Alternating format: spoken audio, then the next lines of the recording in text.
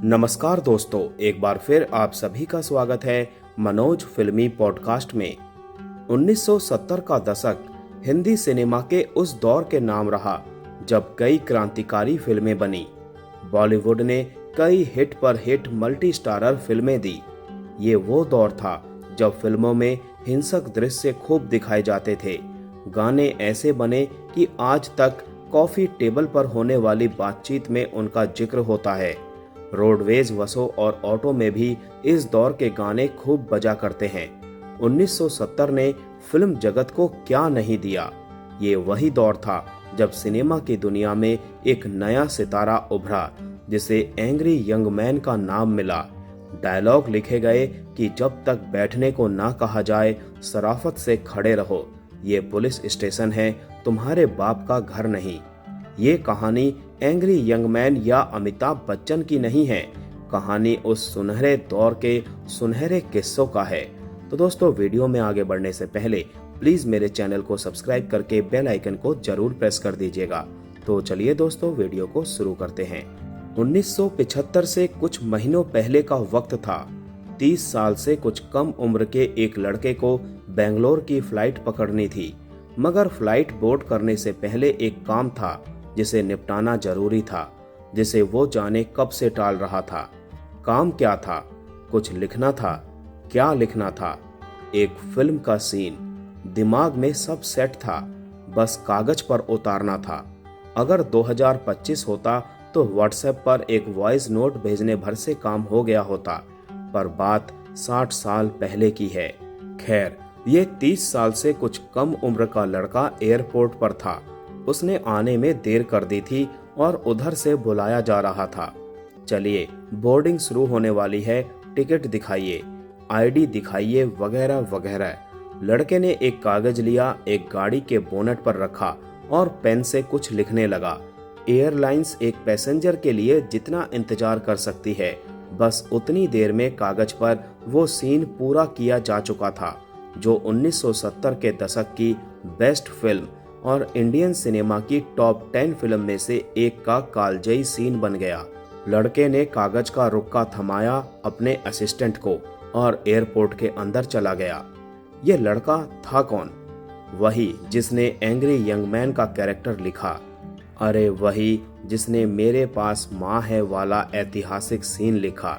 ये लिखने वाले शख्स कोई और नहीं बल्कि जावेद अख्तर थे। दिलचस्प बात यह है कि एंग्री यंग मैन, मेरे पास माँ है या इवन डॉन जैसी फिल्में जावेद ने अकेले नहीं लिखी थी। उनके साथ थे एक और महारथी, सलीम खान। सलीम जावेद की जोड़ी जिसने 1970 के दशक में बॉलीवुड पर राज किया।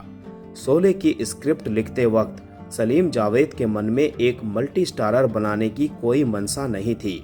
जैसे जैसे वो स्क्रिप्ट बनती गई, इन दोनों को ये एहसास होता गया कि इस फिल्म में ऐसे कैरेक्टर डेवलप होते जा रहे हैं जिसमें हर कैरेक्टर में एक बड़ा एक्टर लिया जा सकता है। जावेद साहब का ये सोचना था कि जब ये पहले से सोचकर लिखा जाता है कि बहुत सारे बड़े एक्टर फिल्म के अंदर लेने हैं, तो फिर कहानी जबरदस्ती बनाई जाती है। ये एकदम माकूल बात है, लेकिन शोले की कहानी इस तरह बिल्कुल नहीं बनाई जा रही थी। जब इस कहानी को शुरू में लिखा जा रहा था तो सिर्फ ठाकुर और इन दोनों लड़कों की कहानी तक ये फिल्म सीमित थी, पर जैसे जैसे स्क्रिप्ट डेवलप होती गई तो इसका कैनवास फैलता गया और इसमें बहुत सारे साइड कैरेक्टर्स भी बड़े अच्छे आते गए और हीरोइनों के चरित्र भी उम्दा बन गए। इस स्क्रिप्ट के खत्म होते ही सलीम जावेद को ये एहसास हुआ कि इसे तो बहुत बड़े पैमाने पर बनाया जा सकता है। जीपी सिप्पी का इस स्क्रिप्ट के साथ एक प्रोड्यूसर की तरह जुड़ना सोने पर सुहागा था और उन्होंने दिल खोलकर पैसा भी खर्च किया। सलीम जावेद की सिप्पी के साथ सीता और गीता के सुपरहिट हो जाने के बाद ये दूसरी फिल्म होने जा रही थी। उस वक्त जब इतनी बड़ी फिल्म मार्केट भी नहीं हुआ करती थी, तब इस फिल्म के पूरा होते होते लगभग 3 करोड़ रुपए खर्च किए जा चुके थे। लोग तो यहाँ तक कहने लगे थे कि ना जाने सिप्पी साहब को ये क्या हो गया है। अब थोड़ा सा शोले की बनावट के गलियारे में घूमने के बाद आते हैं उस सीन पर जिसे लिखा गया था इंटरवल शूट होने के बाद। पहले के जमाने में फिल्में सीरीज में होती थी, मतलब जैसे जैसे स्क्रिप्ट आगे बढ़ती थी वैसे वैसे शूटिंग आगे बढ़ती थी। शुरुआती सीन से फिल्म की शूटिंग होती थी और अंतिम सीन पर फिल्म का भी पैकअप हो जाता था। अब इंटरवल तक फिल्म खत्म होने के बाद सिप्पी साहब और दोनों लेखकों की बात हुई वीरू के किरदार को लेकर। सभी ने कहा कि इस कैरेक्टर में यहाँ तक आते आते वजन कम सा लग रहा है। मीटिंग खत्म हुई और तय हुआ कि इंटरवल के बाद एक सीन लिखा जाएगा जो आगे के शेड्यूल में शूट कर लेंगे। शूटिंग चलती रही और बात आई गई सी हो गई। जावेद अख्तर बताते हैं कि शूटिंग के दिन एक्टर्स के साथ काम में, ट्रैवल में और गप्पों में ही बीत गए। अब आया वो दिन जब अगले ही दिन वो सीन शूट होना था। जावेद साहब ने सोचा कल शूट है तो सुबह जल्दी उठकर लिख लेंगे, पर ऐसा हो ना सका। वो सुबह जल्दी उठकर सीन लिखने लगे और शूटिंग का समय नजदीक आता गया। अब वो सीन की लिखाई गाड़ी तक पहुंच गई। जब जावेद साहब एयरपोर्ट के लिए निकले, सीन लिखते लिखते इतना समय लगा कि एयरपोर्ट भी पहुंच गए, पर सीन पूरा नहीं हो पाया। अब आया बोर्डिंग का समय और पीछे से उन्हें आवाज आने लगी कि साहब अपना बोर्डिंग पास निकाल लीजिए वरना प्लेन छूट जाएगा। जावेद साहब इस सीन के समापन की ओर ही थे और ये सीन पूरा होने जा रहा था गाड़ी के बोनट पर। ये सीन पूरा किया उन्होंने अपने फेयर करने वाले असिस्टेंट को पकड़ाया और कहा कि इसे फेयर करके दे देना।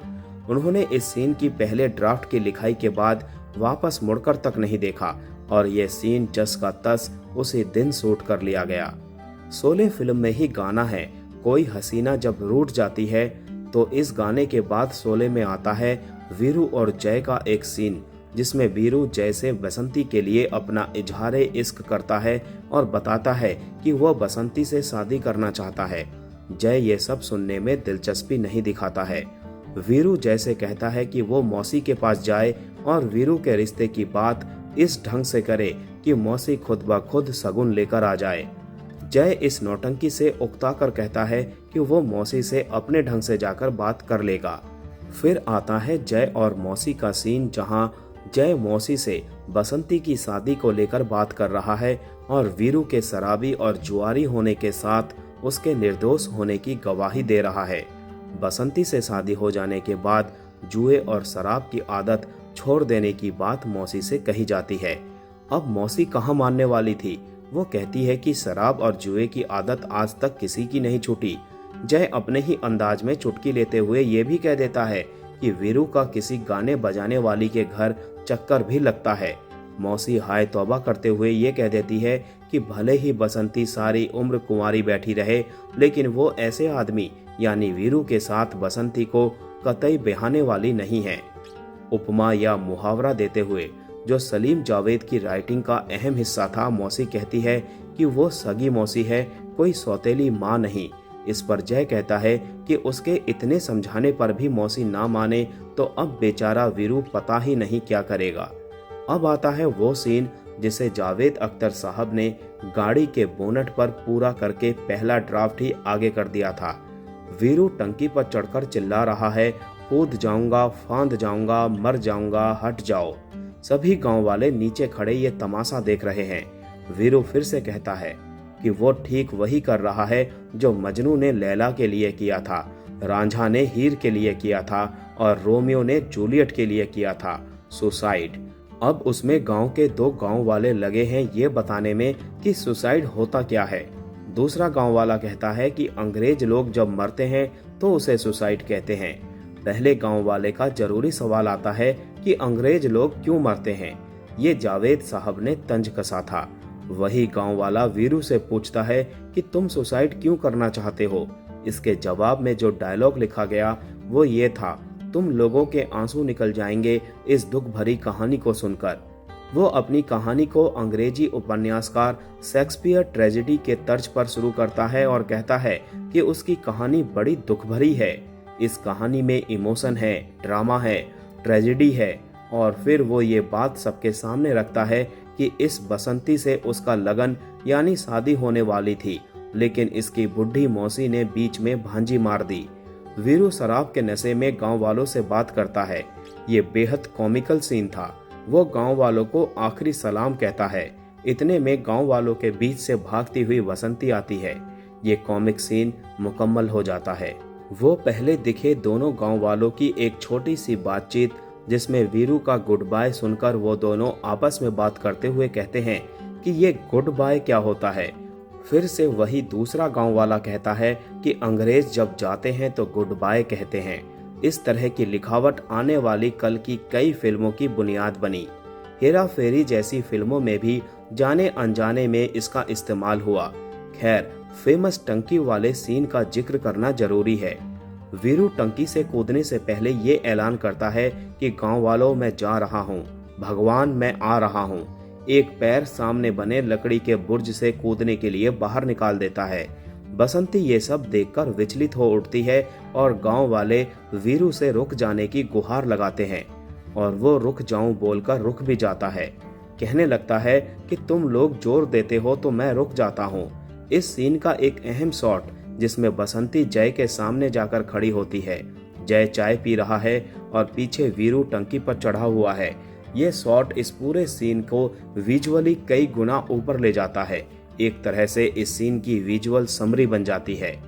कई फिल्म पोस्टर बनाने वालों ने इस शॉट को अपने रेफरेंस लाइब्रेरी में शामिल किया है।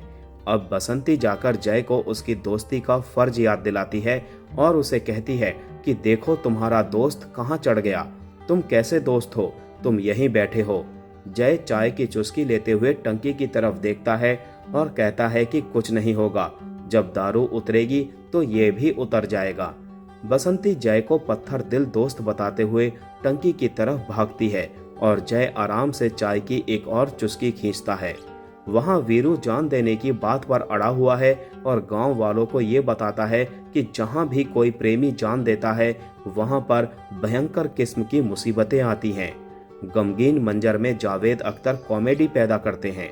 जब गांव की भीड़ में एक आदमी वीरू से चिल्लाकर पूछता है कि कैसी मुसीबतें आएंगी, ऑडियंस यहाँ तक लोट-पोट हो चुकी होती है, लेकिन मजा तब आता है जब वीरू बोलता है अकाल, सूखा, चेचक, हैजा फैल जाएगा और ये सब होगा इस बुढ़िया यानी मौसी की वजह से। वीरू धमकी देता है कि सभी गांव वाले देख ले, when I did, police coming, बुढ़िया गोइंग टू जेल, चक्की पीसिंग एंड पीसिंग एंड पीसिंग। ये डायलॉग आज भी लोगों की जुबान पर है। इसी सीन का एक हिस्सा है कि गांव का ही एक आदमी मौसी को डर में समझाता है कि मौसी को तुरंत हाँ कर देनी चाहिए वरना वो खुदकुशी कर लेगा। मगर मौसी तो मौसी है, अभी भी अड़ी हुई है और कहती है कि दीनानाथ जी मैं कैसे हाँ कर दूं। वीरू वहां फिर ऊंचे स्वर में ललकारता है कि गांव वालों को इस बुढ़िया से कोई दरखास्त करने की जरूरत नहीं है। वो अब रुकेगा नहीं, वो अपनी जान देकर ही रहेगा। फिर वहां शुरू होता है काउंटडाउन, 1, 2, 3। बसंती घबराकर मौसी को हाँ करने की सिफारिश करने लगती है। फिर अपना गांव वाला कहता है कि मौसी हाँ कर दो वरना कोर्ट कचहरी का चक्कर हो जाएगा। मौसी इस घबराहट में कहती है कि वो कभी कोर्ट कचहरी नहीं गई। चिल्लाकर वीरू से ठहरने को कहती है और अपनी रजामंदी दे देती है। सभी जैसे ही आ जाओ का सम्यक गान करने लगते हैं तो वीरू चिल्लाकर कहता है कि मौसी से कौन शादी करेगा, मुझे तो बसंती से शादी करनी है। बसंती से अब रहा नहीं जाता और वो अपनी प्रेम पुकार भरकर अपने ऊंचे स्वर में कहती है कि वो वीरू से शादी करने को तैयार है और वो नीचे आ जाए। Comedy over the top genre की पहली पंक्ति वीरू के मुंह से निकलती है कि जिसे आज भी लोग बोलचाल की भाषा में इस्तेमाल करते नजर आते हैं। वो लाइन थी, सुना तुमने भाइयों, मौसी भी तैयार है, बसंती भी तैयार है, इसीलिए मरना कैंसिल। वीरू अपने शराब के नशे को संजोते हुए नीचे उतरने लगता है। उतरते उतरते उसकी शराब उतर नहीं पाती और वो वहीं टंकी के बुर्ज पर लेट जाता है। इस सीन का लास्ट शॉट आता है जय का ये सारा तमाशा देखते हुए और अपनी टिपिक एंग्री यंग मैन एक्सप्रेशन देते हुए। अब और 2 साल पीछे चलते हैं जब शोले बस एक 4 लाइन का आइडिया थी। 1973 में सलीम जावेद साथ में लगभग 5 फिल्में लिख चुके थे जिसमें जंजीर भी शामिल था, जहां से अमिताभ बच्चन को एंग्री यंग मैन का टाइटल मिला था और जंजीर ही वो फिल्म थी जिसके बाद सलीम जावेद ने इंडस्ट्री को ये बताया था कि दोस्त राइटर बाप होता है। हुआ ये था कि जंजीर रिलीज हुई और सुपर हिट हो गई। मुंबई की सड़कों पर सिनेमा हॉल्स में जो पोस्टर लगे थे वो कुछ ऐसे थे। प्रोड्यूसर डायरेक्टर प्रकाश मेहरा का नाम, अमिताभ, प्राण और जया की तस्वीरें। अब सलीम जावेद का सबसे बड़ा सवाल था कि भाई क्रेडिट कहाँ है। फिर वो हुआ जो हिंदी सिनेमा में पहले कभी नहीं हुआ था। सलीम जावेद ने एक पेंटर हायर किया और रातों रात हर शहर में जंजीर के जितने पोस्टर लगे थे उस पर सलीम जावेद लिखवा दिया। पेंटर ने शायद थोड़ी चढ़ाई हुई थी तो हुआ ये कि सलीम जावेद कहीं प्राण के मुंह पर लिख दिया गया, कहीं अमिताभ के हाथों पर। इस मीटिंग के बाद क्या हुआ था वो तो आपने जान लिया। शोले की शूटिंग हुई। 3 करोड़ से ज्यादा के बजट वाली फिल्म अब बनकर तैयार थी। रिलीज से पहले एक और मजेदार चीज थी। शोले का लास्ट सीन याद है जिसमें गब्बर को फाइनली पुलिस ले जाती है, लेकिन असल में यह सीन नहीं लिखा गया था। फर्स्ट ड्राफ्ट में सलीम जावेद ने लिखा था कि गब्बर के साथ वही होगा जो ठाकुर के साथ हुआ था, उसके हाथ काट दिए जाएंगे। लेकिन इसे बदल दिया गया। ये तय हुआ कि गब्बर को पुलिस के हवाले कर दिया जाएगा और न्याय मिल जाएगा। खैर, फिल्म रिलीज हुई और पहले हफ्ते की समरी में एक लाइन में बोले तो फिल्म पिट सी रही थी। बॉक्स ऑफिस पर भीड़ उमड़ नहीं रही थी। लोगों ने और फिल्म क्रिटिक्स ने चौतरफा फिल्म को नकार दिया था। कुछ ने कहा कि बहुत ज्यादा हिंसक है, कुछ ने कहा कि सीन अच्छे नहीं हैं, कुछ ने कहा कि फिल्म ही बोरिंग है। फिर हुई एक इमरजेंसी मीटिंग जिसमें सलीम जावेद, सिप्पी और अमिताभ बच्चन थे। सिप्पी साहब ने तो यहाँ तक कह दिया था कि एंडिंग बदलते हैं, अमिताभ के चरित्र वीरू को जिंदा रखते हैं। पर सलीम जावेद ने कहा कि अगले सोमवार तक इंतजार कीजिए। सलीम जावेद ने तो एक ट्रेड पेपर में एक एड तक निकाल दिया था कि ये फिल्म हर क्षेत्र में 1 करोड़ रुपए कमाएगी। इसे अपनी कहानी पर भरोसा न होने की बजाय अति आत्मविश्वास से भरा दावा भी कहा गया। जावेद अख्तर खुद कहते हैं कि हम गलत थे। शोले ने हर इलाके में उससे कहीं ज्यादा कमाई की। मंडे आते आते शोले सुपरहिट बन चुकी थी। लोग यार दीवाने हो गए थे। अमिताभ बच्चन, धर्मेंद्र, जया भादुड़ी, हेमा मालिनी, गब्बर ठाकुर और यहाँ तक कि छोटे किरदार जैसे सूरमा भोपाली, मौसी, इमाम साहब, कालिया और सांभा जैसे कैरेक्टर देखते ही देखते लोगों की आम जिंदगी का हिस्सा बन गए। एक दौर ऐसा भी था कि खास दोस्तों और एक साथ पैदा हुए जुड़वा भाइयों को लोग जय और वीरू ही कहने लगे थे। पॉलीडोर ने तो शोले के डायलॉग्स के विनाइल रिकॉर्ड्स बनाकर बेचने शुरू कर दिए थे। लोग शोले के डायलॉग सुनने लगे थे ग्रामोफोन्स पर। शायद यहीं से वो चलन चला जब फिल्म के डायलॉग्स को आगे जाकर रिकॉर्ड्स में बेचा जाने लगा। माने शोले ने एक नया ट्रेंड भी शुरू कर दिया था। एक बात और होती है शोले के बारे में कि ये तो कॉपी थी। ये सीन वहां से लिया गया, वो सीन वहां से लिया गया। ऐसी बातें आज भी इतनी बड़ी सक्सेसफुल फिल्म होने के बावजूद लोग करते ही हैं। सलीम खान ने एक इंटरव्यू में बताया था कि वो वेस्टर्न सिनेमा के फैन थे, इतने बड़े फैन कि खुद को जेम्स डीन समझते थे। उन्होंने यह भी बताया था कि शोले की प्रेरणा भी उन्हें the Magnificent 7, the 5 Man Army, Once Upon a Time in the West और द डर्टी डोजन जैसी फिल्मों से आया था। शोले में सीन भी अलग अलग फिल्मों से लिए गए थे, जैसे जय वीरू जो बार बार हर फैसला सिक्का उछाल के लेते हैं, वो भी ग्रे कूपर की फिल्म गार्डन ऑफ एविल से प्रेरित थी। लेकिन शोले की रिलीज के 50 साल बाद जो भी शोले या सिनेमा के दीवाने हैं, जो सिनेमा को अकादमिक तौर पर पढ़ते हैं, जो फिल्म्स बनाते हैं, उन सब लोगों का यही मानना है कि शोले की सक्सेस ये थी कि सलीम जावेद ने कैसे उस सीन को भी रामगढ़ का बना दिया जो शायद पहले कहीं और किसी और फिल्म का हो चुका था। वो राइटिंग, वो डायलॉग्स, गाने, एक्टिंग, चरित्रकरण, ये सब तो असली ही था। चरित्रों के नाम भी सलीम खान की निजी जिंदगी के किरदारों से आए थे। सलीम खान से जब इस बात पर सवाल किया गया था कि शोले के सीन या स्टोरी लाइन पहले की फिल्मों से ली गई हैं, तो उन्होंने यही कहा था कि असली कुछ भी नहीं है, जो कि एकदम सही बात है। कोई आइडिया नया नहीं होता।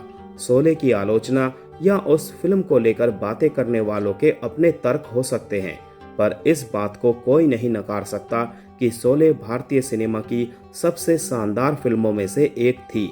जिसने आने वाली हजारों फिल्म्स के लिए एक ऐसी संभावना तैयार की जिसमें निर्देशक प्रयोग करने से घबराते नहीं हैं। तो दोस्तों, आज का ये लंबा एपिसोड यहीं समाप्त होता है। मिलते हैं नेक्स्ट एपिसोड में, तब तक के लिए आप सभी को tata bye bye, take care.